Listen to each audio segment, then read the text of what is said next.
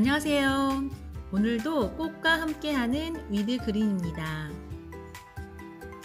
여러분, 이 꽃 너무 예쁘지 않아요?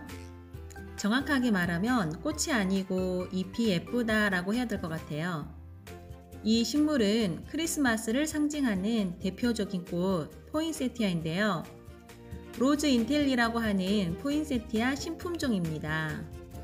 아직 많이 보급이 되지 않은 것 같아서 제가 구독자 여러분들에게 소개시켜 드리기 위해서 이렇게 먼저 구입을 했습니다.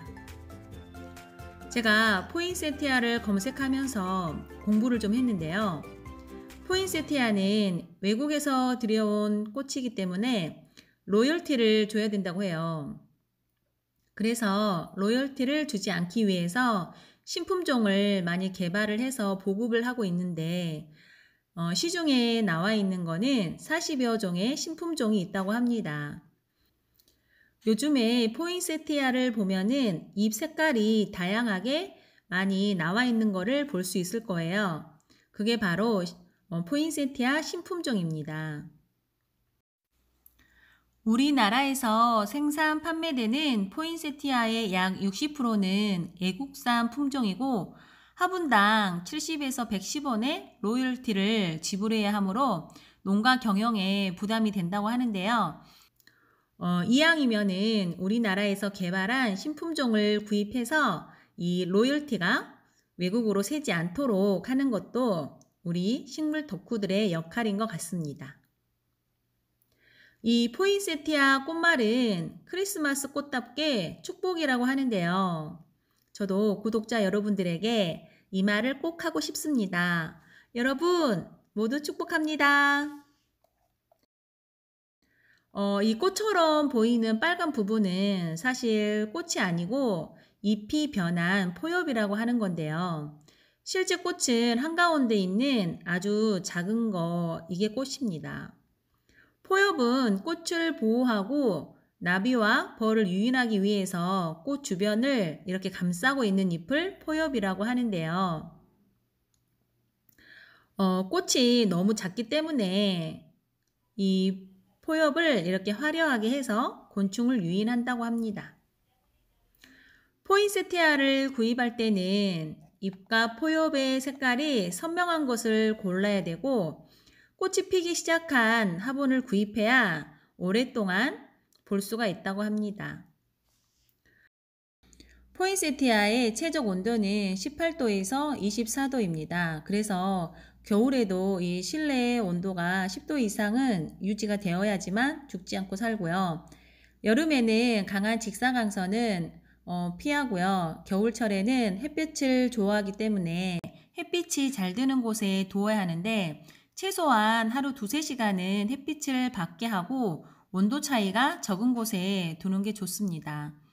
그런데 겨울 같은 경우에 베란다에 둘 경우에는 날씨가 너무 추우면 또 잎이 이렇게 떨어질 수가 있기 때문에 거실로 들이는 게 좋습니다.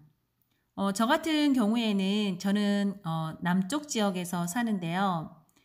비교적 윗지방보다는 겨울이 그렇게 춥지가 않아요.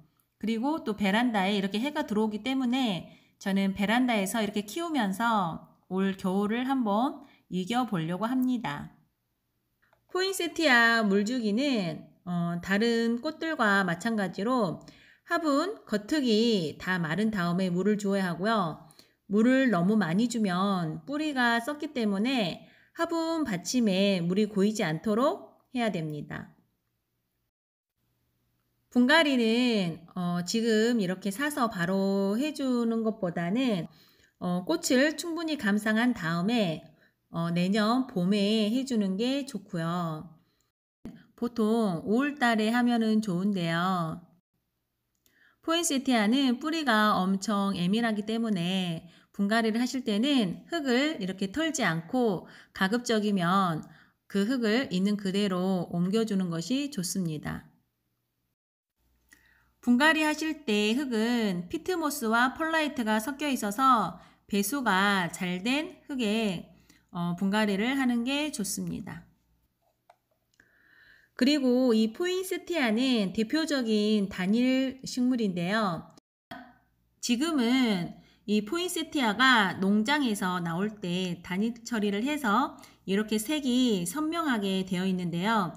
내년 겨울에 지금처럼 이렇게 선명한 포엽을 보기 위해서는 단일 처리를 해주셔야 되는데 9월 말이나 10월 초부터 약 2달 정도를 하루 14시간 이상 검정 봉지나 아니면 박스 같은 거를 씌워서 어둡게 이렇게 해야지만 이렇게 선명하게 또 잎 색깔이 바뀝니다. 그래서 반드시 단일 처리를 해주셔야지만 내년에도 이렇게 예쁜 꽃을 볼 수가 있습니다. 포인세티아는 4월에서 10월이 생육기이고 11월에서 3월이 휴명기인데요. 영양제는 이렇게 알비료를 흙에 올려주거나 물 줄 때 물에 액체 비료를 적당히 타서 주면 됩니다. 그리고 주의할 점은 꽃이 피어있는 동안에는 영양제를 주어서는 안 되는데요. 특히 질소 성분이 많은 비료를 주게 되면 잎에 색이 안 들게 되고 또 색깔이 든 잎도 다시 녹색으로 변해버리기 때문에 주의해야 됩니다. 포인세티아는 3, 4월에 가지치기를 하면 되고 7, 8월에는 삽목을 해서 번식을 할 수가 있는데 이때는 꼭 장갑을 끼고 하셔야 됩니다. 포인세티아 줄기나 잎에서 하얀 액이 나오는데 이 액이 피부에 안 좋다고 하거든요. 그래서 집에 반려견이 있다면 포인세티아를 먹지 않게 주의를 해야 되고요. 만약 포인세티아를 먹으면 구토나 설사, 피부염을 일으킬 수가 있다고 합니다.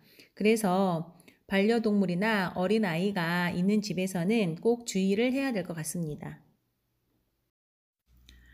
또 공부하면서 알게 된 건데 이 포인세티아를 농장에서 키울 때는 생장 억제제를 주어서 옷자라지 않게 한다고 합니다. 그래서인지 제가 구입한 이 포인세티아는 키가 작으면서 목대는 굵고 짱짱한 것 같아요. 그래서 올 겨울에 이렇게 베란다에서 키워도 죽지 않고 잘 살 것 같다는 애감이 들기는 하지만 또 추위에 또 약하다고 하니까 올 겨울을 잘 지켜봐야 될 것 같습니다.